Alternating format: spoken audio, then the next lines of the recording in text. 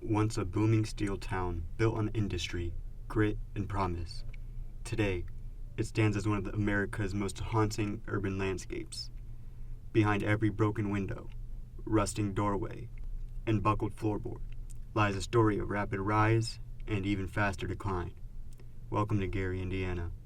In this video, we're stepping into the forgotten corners of a city shaped by factories, music, legends, and decades of economic struggle. From silent theaters to abandoned schools and a literal haunted house, these places aren't just empty, they're echoes of a life that once thrived here. Welcome back to the Veiled Halls channel, and welcome to Top 5 Abandoned Locations in Gary, Indiana.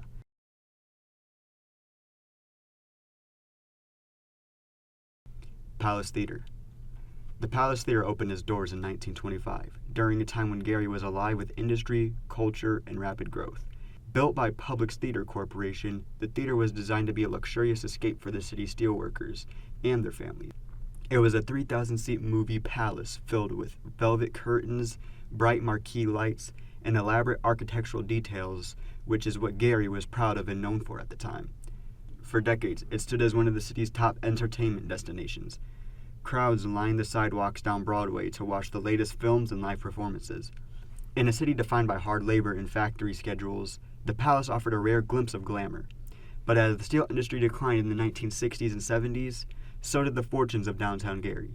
Business closed, residents moved away, and the once vibrant streets emptied. By the mid-1970s, the Palace Theater shut down, leaving its seats empty and its structure to slowly decay. Today, the building stands as a haunting symbol of Gary's rise and fall.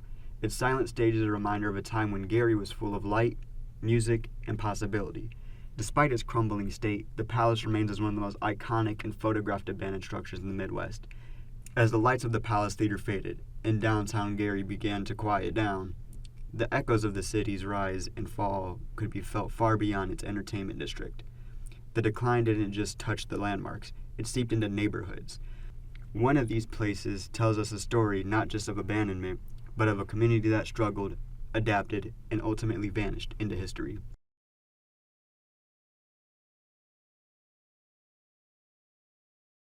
Now, we turn to the Dory Miller Housing Project, a location whose silent foundations still hold the memory of thousands who once called it home. In the mid-20th century, as Gary's population swelled with steelworkers and their families, the city turned to large public housing developments to meet the growing demand for affordable homes. Among these were the Dory Miller homes, named in honor of Doris Dory Miller, the Navy mess attendant who became one of World War II's most celebrated heroes for his actions during the attack on Pearl Harbor. His bravery symbolized courage, service, and the fight for opportunity, values the community hoped the new housing project would represent. Built as a part of a broker effort to provide stable housing for working-class residents, the complex quickly became home to hundreds of families. For many, the Dory Miller homes offered more than just a roof. They were a first step towards stability during a time when Gary's industrial engine was still powering the region. Children played in courtyards, neighbors shared porches, and community life thrived within its clusters of brick buildings. But as Gary's steel industry began to decline in the late 20th century, the pressure of unemployment, shrinking city budgets, and population loss began to reshape every corner of the city, including its public housing. Maintenance became harder to sustain, vacancies grew. What was once a vibrant residential community slowly shifted into a symbol of the city's larger struggles. As the downfall of the population of Gary kept happening, the police department would gradually lose funding and be forced to lay off officers. This resulted in a massive surge in crime, making life in the Dory Miller projects very difficult. Fights would break out between rival gangs in the streets, people would be robbed and beaten for their valuables, and homes would often be vandalized. Families living in the area reached a breaking point and began to leave in droves. After some years, the cost to keep the homes open for people who needed them would become too costly for the city of Gary, and they would instead decide to shut down the projects. They evicted all remaining families and completely abandoned the houses. By the time the final residents moved out and the structures were finally demolished, the area had become one of Gary's most recognizable abandoned landscapes. Today, only fragments remain, patches of pavement, straight pipes, and open fields where buildings once stood. Yet the memory of the Dory Miller homes lives on in the stories of those who grew up there, worked there, and built their lives within its walls.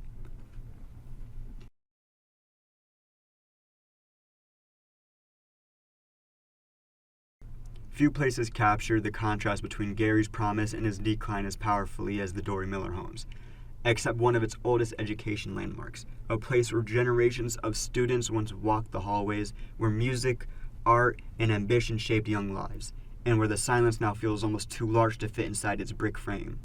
In the early years of Gary's rapid growth, education wasn't just a priority. It was the foundation the city hoped to build its future on. To prove their love for schools, Gary had over 40 schools, and 8 were high schools, around 28 of which are now abandoned, which is 7 more than it was just 4 years ago at 21. But aside from that, among its most ambitious creations was Emerson High School, one of Gary's earliest major educational institutions and a centerpiece of the city's groundbreaking work-study-play model. Emerson was more than just a school. It was part of an innovative system designed during the city's industrial boom. A school that blended academics with music, art, vocational training, and physical activity. Students didn't just sit at desks. They learned skills, discovered talents, and explored a wide curriculum that districts across the country would later study and implement. Over the decades, Emerson became known especially for its art programs. Its hallways echoed with rehearsals, theater production, band practices, and student exhibitions. Generations of Gary residents remember it as the place that encouraged creativity as much as discipline. An environment that shaped young minds in a city that was still shaping itself. However, all of this glory makes you overlook one of the most controversial topics about the school. This school was an all-white school. In September 1927, the Gary School District transferred 18 black students to Emerson High School from the overcrowded all-black George Washington Carver School. This decision sparked immediate and significant backlash from the white students and their families and caused a school walkout and was followed by protests. On September 26, 1927, approximately 600 white students walked out of the school and paraded through the city. With a headline from the Gary Evening Post reporting, "High school band leaves revolters in parade." The protest grew over 4 days, eventually involving over 1,300 of the approximately 2,800 students. The white students returned to class after 4 days when the city council and school board met to discuss plans for an all-black high school. The incident highlighted the deep-seated residential segregation and school policies in Gary. But as budgets grew tighter, the school's future grew uncertain. Eventually, like many of the city's historic institutions, Emerson closed its doors. Maintenance stopped, the building deteriorated, and the once vibrant classrooms were left to the elements. With each passing year, Emerson transformed from a symbol of education innovation into one of Gary's most haunting abandoned landmarks. Its auditorium seats sit empty, its gym floors buckle, its music rooms are silent, it is missing its whole entire roof. And yet, walking through the corridors, you could still feel the presence of what once was. Echoes of laughter, footsteps, and the daily rhythm of a school that helped define an entire community. Conita L. Richmond was a 17-year-old girl from Hyde Park, Chicago. Police were called due to a suspicious individual spotted inside of the closed school. The police arrived at the scene and discovered 17-year-old Conita deceased. She was found beaten and strangled inside of the abandoned school, leaving concerns about the safety of these abandoned locations and the amount of crime they can generate since they're often unsupervised. Leaving Emerson School feels like stepping out of a time capsule, once filled with the voices, ambitions, and everyday rhythms of generations past. But not all of Gary's abandoned landmarks were places of learning. Some were places of healing, places where fear, hope, and life-changing moments unfolded every day. As the city's fortunes shifted, even institutions built to care for its residents felt the weight of the decline. And few sites capture that story more vividly than a hospital that once stood as the center of community health, emergency care, and the arrival of countless new lives, such as Michael Jackson. Next, we turn to the silent corridors of St. Mary Mercy Hospital, a place where thousands sought help, comfort, and second chances, and which now stands frozen in time. Its halls echoing with the memories it left behind in a city built on education and hard work. Healthcare became a vital anchor for the community, especially as Gary's population surged in the early and mid-20th century. Among the institutions that served the city's residents was St. Mary Mercy Hospital, once a significant hub for medical care in the city's downtown. For generations, St. Mary Mercy played a central role in caring for Gary's families. Its halls saw countless emergencies, recoveries, and quiet moments of hope. It was the kind of hospital where the entire neighborhood knew the staff by name, and where life's most fragile moments unfolded behind swinging doors and humming lights. Beyond its medical function, the hospital stood as a marker of stability in a city that was constantly changing. As industry shifted and communities adapted, The hospital's presence offered a sense of continuity, its lights glowing late into the night, its ambulances rushing to the scenes of crises big and small. But as Gary's population began to decline and economic challenges deepened, maintaining large institutions became increasingly difficult, as we saw with the previous locations. St. Mary Mercy Hospital, like many facilities in the cities facing shrinking tax bases and aging infrastructure, eventually closed its doors. What followed was a slow, quiet transformation from a center of healing to one of the most haunting and abandoned structures in the region. Inside, time seems to have stopped. Examination rooms sit frozen in disarray. Old charts, medicine cabinets, and discarded equipment hint at the urgency that once filled these spaces. Nature has begun reclaiming the edges, vines slipping through windows, debris collecting in corners, sunlight exposing the emptiness one beam at a time. St. Mary Mercy stood as both a reminder and a relic. A reminder of the dedicated professionals who served here, and a relic of a city whose story has been marked by its resilience, decline, and quiet endurance. Its walls may no longer echo with the sounds of stretchers, monitors, or hurried footsteps, but they still hold the memory of thousands of lives who passed through them, searching for hope, healing, and a way forward.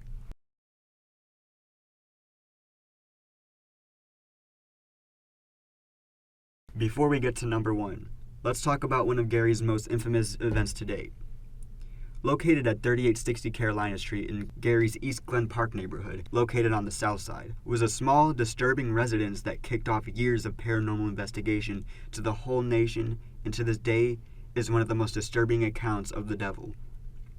In November 2011, Latoya Amons, her 3 children, and her mother moved into the Carolina Street residence. Very soon after moving in, the family reported bizarre, disturbing phenomena. Swarms of black flies that inexplicably appeared in the winter, where you would never usually see a single fly at all, and even after they thought they were killed, kept reappearing. Footsteps echoing through the house up the basement stairs at night, and when they investigated, there was nobody found. However, muddy boot print tracks could be seen, and the strange creaks coming from the basement stairs leading to the door. Rosa Campbell, the grandmother, claimed she once saw a shadowy figure of a man pacing in the living room, and later also found more wet footprints around the house. She also reported that some being pushed her down or held her down and choked her while she was sitting on the couch. Over the following months, the reported activity escalated dramatically. According to the family, their children levitated above their beds, spoke in deep, unnatural voices, and even walked on the ceilings. This event wasn't only just seen by the family. When taken to the hospital, the child was said to have walked backwards up the wall and up the ceiling, which was seen by a nurse and a DCS worker and police officers, who all ran out of the room promptly after the encounter. The family consulted spiritual figures. Clairvoyants allegedly told them the house was inhabited by more than 200 demons, giving rise to the new nickname 200 Demons House. The case drew attention from various institutions. Police, medical staff, and social workers became involved. One exorcism was performed by Reverend Michael Maginot, who carried out multiple deliverance rituals in the presence of officials, including 2 police officers and a child worker service. Exorcisms aren't an easy or common process, despite what people may think.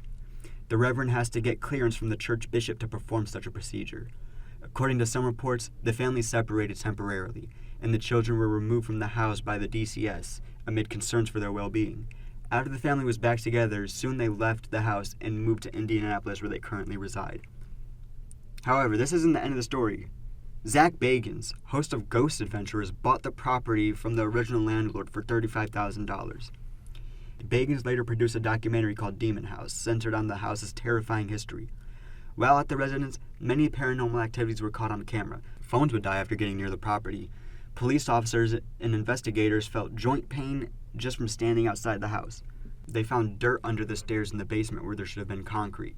Under the dirt, random objects were buried and are believed to be some type of sacrifice or offering, and all of the objects, including the whole basement, were cleansed. One of the most notable events of the whole documentary was at the end when Bagans decided to board himself in the house alone for the entirety of the night. Towards the middle of the night, it is silent. All that can be heard is the faint hum from the background. Suddenly, a very disturbing groan can be heard, causing Zach to get startled. After this encounter, you can see a shadow run across the screen, and Zach tells it to back away from him, then proceeds to throw an object at it. Shortly after, Zach felt pain in his hand and was soon diagnosed with a condition called diplopia, which made everything appear like he had his eyes crossed, or known as double vision. In 2016, Zach demolished the house. This story moved the whole nation and inspired many ideas for a film to be made.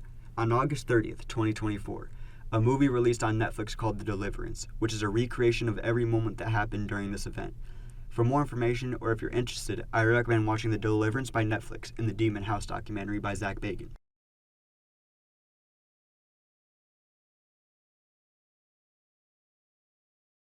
If you're ready for number 1 and you've made it this far of the video, I think you should go ahead and like and subscribe. Making our way back up north, we find ourselves in Horace Mann, Gary, Indiana. Another cornerstone of daily life was rising and falling alongside the shifting fortunes of Gary itself, a place where students gathered, dreams were shaped, and entire generations forged their identities. First off, who is Horace Mann, and why does he have a whole neighborhood, insurance company, and multiple schools across the country named after him? Horace Mann, born in 1796, was an American educational reformer, politician, and abolitionist, often referred to as the father of the public school system, or the father of American education. For his commitment to promoting public education, he served as the first secretary of the Massachusetts State Board of Education from 1837 to 1848, where he led the Common School movement. This movement advocated for free, universal, and non-sectarian public education funded by local taxes to provide a basic education for all children. He began his career in law and served in the Massachusetts legislature, where he led the movement to establish the first state hospital for the insane at Worcester. He later served in the U.S. House of Representatives from 1848 to 1853 as a Whig politician and fierce anti-slavery advocate. With that being said, with him being the foundation of education, obviously many schools are going to have his name. Now, we turn to Horace Mann High School in Gary, Indiana. Construction took several years. The cornerstone was laid on November 8, 1926, and the complex was completed in 1928. Architecturally, the school is large and classical in style, with red brick and white trim, similar in design to other Gary schools built in that era. Once a proud symbol of education and community life, now standing as one of the city's most striking abandoned icons. On the west side of Gary stands a school that was once one of the city's crown jewels, Horace Mann High School, a symbol of community pride, academic achievement, and neighborhood identity. This massive high school offered classes you really couldn't find anywhere else at the time, many that aren't even taught anymore either. There were 2 gyms, multiple cafeterias, 2 pools segregated by boys and girls, and the largest high school auditorium in the region. The school was part of Gary's school expansion under Superintendent William Wirt, who also developed the Gary Plan, or work-study-play as you heard earlier, the same plan Emerson we talked about adopted. For generations, it wasn't just a school. It was a landmark woven into the fabric of daily life. When it opened, Horace Mann served a growing residential area, welcoming students from families who worked in the steel mills, nearby factories, and other local businesses. The building was designed to reflect the optimism of its era: strong architecture, large classrooms, and facilities that supported academics, arts, and athletics. A man-made pond was built in the front of the school for ice skating, fishing, and other recreational activities where the also abandoned Vore Elementary School is located. For decades, the Horsemen were known for its traditions, spirited sports teams, music, programs, community events, and the sense of belonging that formed among the students who walked its halls. In 1930, construction began on a large outdoor concrete stadium on the school's north side. Alumni often recall a close-knit environment, teachers who knew families by name, bustling hallways between classes, and the feeling that Horace Mann was a community within a community. At its peak in 1956, it had around 2,600 students. But as the city changed, Horace Mann changed with it. Population decline, the shrinking industrial base, and shifts in school enrollment placed growing pressure on the district. Like many urban schools across the Midwest, maintaining this large, historic building also proved difficult. Mold growth and asbestos caused clear health concerns. Eventually, the school closed its doors in 2004 with only 546 students and only 72 graduating. Arson destroyed the auditorium in May 2017, leaving the seats scorched and very eerie feel when entering the large and destroyed room. What had once been filled with the energy of teenagers, laughter, chatter, and the clatter of lockers slowly fell into silence. A year before the fire in 2016, a 26-year-old male named Billy Young was found shot dead laying face down on the school's outdoor track field. Inside the abandoned shell, time has carved its own history. Classrooms sit in disarray, murals fade underneath layers of dust, and the auditorium, once the heart of assemblies and performances, stands eerily quiet. Nature presses in from every direction. Vines claw through windows, trees rise where courtyards once stood, and the building's edges soften beneath the years of weather and neglect. Yet, even in decay, Horace Mann retains a certain dignity. The architecture still hints at former beauty. The long hallways still carry the weight of a million footsteps, and the building remains a powerful reminder of the crucial role schools played in shaping Gary's early decades. Today, Horace Mann High School stands as one of Gary's most striking abandoned landmarks, an enduring testament to the students it served, the community it anchored, and the city whose story continues to unfold around it. The building may be empty now, but the memories carried within its walls speak louder than the silence that fills them. Gary was once built on hope, grit, hard work, and education. The community-like feel brought the city together through the times of struggle and through times of prosperity. Changing social relations and changing economy also changed the city. Gary is still full of signs of glory and can make a comeback. Many new businesses and entrepreneurs are choosing Gary, but once Gary cleans up, it makes the city more appealing for customers and more safe for everyone. That way people want to do business in Gary. It's a large, empty city. It was once home to almost 180,000 people. Now that number is only 68,000. Thank you all for watching this video. I really hope you enjoyed it and learned something. Please comment your favorite location, like the video and subscribe for more, and hit the bell to never miss when I upload. Take care.